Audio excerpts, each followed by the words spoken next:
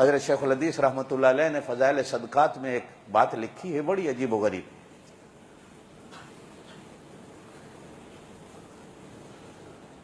کہ ایک بزرگ قبرستان کے قریب سے گزرے تو دیکھا کہ جیسے ایک ڈاکیا آتا ہے، ایک تھیلا بھرا ڈاک کا لایا قبرستان میں،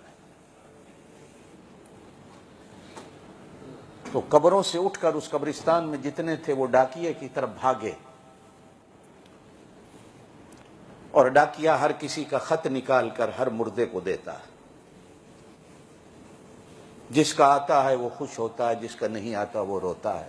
کونے میں ایک آدمی بیٹھا ہے، سارے بھاگے ہیں، وہ نہیں بھاگا۔ تو وہ بزرگ اس سے پوچھتے ہیں کہ یار یہ سارے بھاگے ہیں، تو کیوں نہیں بھاگا؟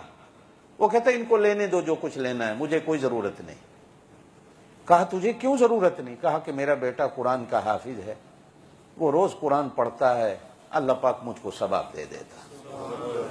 یہ جتنے بھاگے ہیں یہ ثواب لینے کے لیے بھاگے ہیں، کسی کی دعا آئی ہے، کسی کی خیرات آئی ہے، کسی کا صدقہ آیا ہے، کسی کے نفل آئے ہیں، کسی کی نماز آئی ہے، جا کے سارے لے رہے ہیں، خوش ہیں۔ جن کی نہیں آ رہی وہ سائڈ پہ بیٹھے رو رہے ہیں کہ ہمیں دینے والا کوئی نہیں۔ اب وہ بزرگ دن کو اس کے بیٹے کی تلاش کو نکلے تو گئے تو اس کا بیٹا ایک دکان پہ بیٹھا ہے، چائے بیچ رہا ہے۔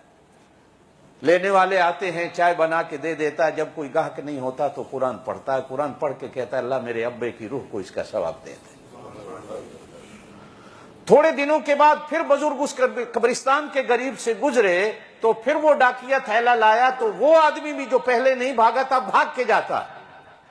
تو وہ بزرگ اس سے پوچھتے ہیں کہ اس دن تو بھاگ کے لینے نہیں گیا تھا، آج تو بھاگ کے جا رہا۔ تو وہ کہتا ہے جو پہلے دعا کر کے مجھے ثواب دیتا تھا اگلے دن ایکسیڈنٹ میں مر گیا ہے، اب مجھے دعا دینے والا کوئی نہیں۔